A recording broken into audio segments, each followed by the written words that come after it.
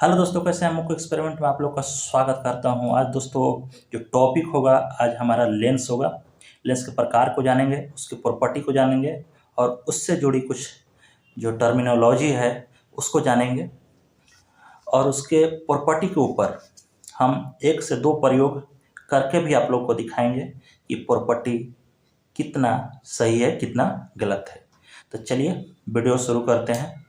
Video शुरू करने से पहले आप मेरे चैनल पर नए हैं तो चैनल को सब्सक्राइब करिए और एक बड़ा परिवार बनाइए। चलिए वीडियो शुरू करते हैं। वीडियो को आप लोग अंत तक बने रहिए।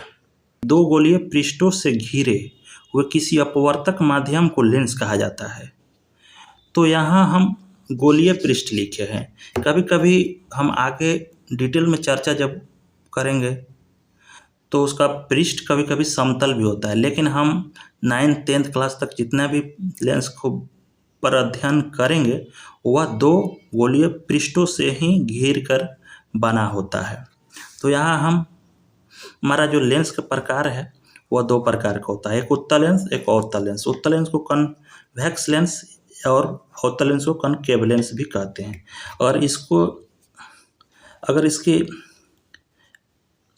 आकृति को देखें तो उत्तल लेंस इस प्रकार की होता है, मतलब इस तरह से 2 गोलीय दर्पण घिरा रहता है। और अवतल लेंस में इस तरह से 2 गोलीय दर्पण घिरा रहता है। यानी कहने का मतलब है उत्तल लेंस का जो बीच वाला भाग है वो मोटा होता है और जो किनारा जो वाला भाग है वो पतला होता है। यानी बीच से जब भी किनारा की ओर जाते हैं तो उसका जो मोटाई होता है कम होने लगता है। वहीं अवतल लेंस में यह प्रकृति ठीक उल्टा होता है। कहने का मतलब है कि इसका मध्य भाग में पतला और किनारों पर यह चौड़ा होते जाता है। तो इस उत्तल लेंस के बारे में जान गए, अवतल लेंस के बारे में जान गए। चलिए इसके हम कुछ टर्मिनोलॉजी को देखते हैं। दोस्तों उत्तल लेंस और अवतल लेंस समझने के बाद अब हम आते हैं इसके टर्मिनोलॉजी पर। तो 4 टर्मिनोलॉजी इसका मुख्य है: प्रकाशिक केंद्र, मुख अक्ष, फोकस दूरी और फोकस। तो सबसे पहले समझते हैं ऑप्टिकल सेंटर यानी प्रकाशिक केंद्र। लेंस के अंदर स्थित वह बिंदु जहाँ से प्रकाश किरण गुजरने के बाद थोड़ा सा भी विचलित नहीं होता, सीधा निकल जाता है, तो वह कहलाता है ऑप्टिकल सेंटर।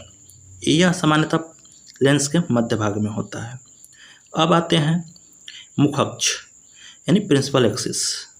लेंस के दोनों पृष्ठों के वक्रता केंद्र को मिलाने वाली रेखा क्या कहलाती है? मुख अक्ष कहलाती है। वास्तव में यह मुख अक्ष ही है। वास्तव में यह क्या है? मुख अक्ष ही है। एक बार परिभाषा फिर से देखते हैं कि लेंस के दोनों पृष्ठों के वक्रता केंद्र को मिलाने वाली रेखा ही क्या कहलाती है? मुख अक्ष कहलाती है।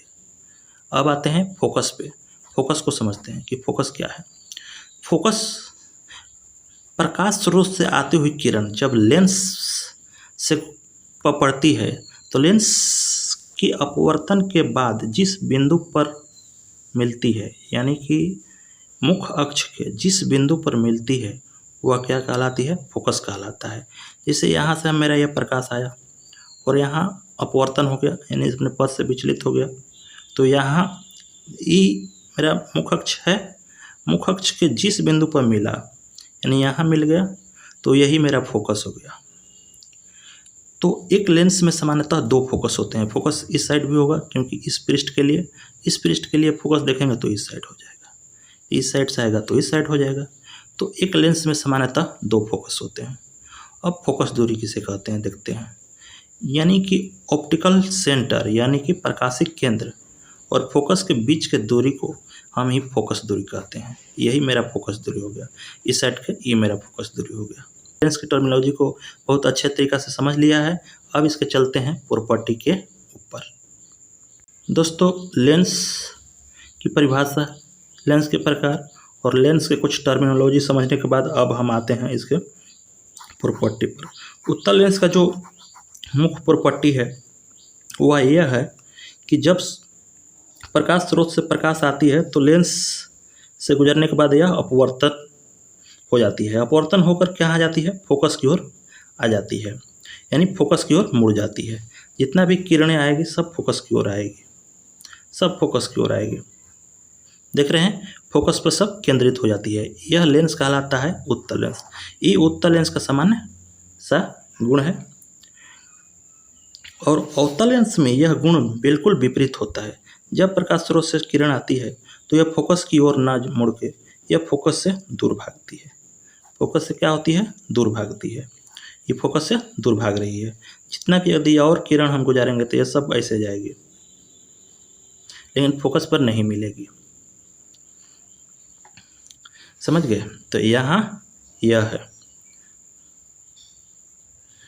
दोस्तों, उत्तल लेंस में यह फोकस की ओर क्यों चली जाती है, इसमें फोकस से क्यों दूर भागती है, यह आपको बात जानना अति आवश्यक है।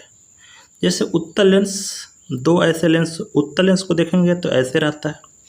यदि उत्तल लेंस को हम इस तरह से देखें, दो भागों में हिस्सों में कर दें और इसी तरह से एक और हिस्सा इस तरह से बना लें, तो ये दोनों को मिलाने के बाद क्या बन जाता है? उत्तल लेंस बनेगा।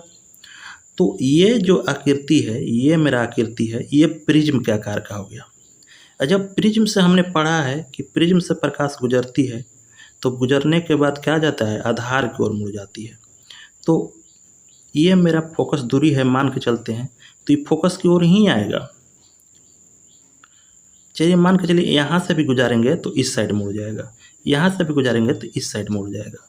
हमने पढ़ा है, हमने प्रिज्म में देखा है ऐसे में कि ये वाला यहाँ से प्रकाश गुजरने पर यहाँ आधार की ओर मुड़ जाता है।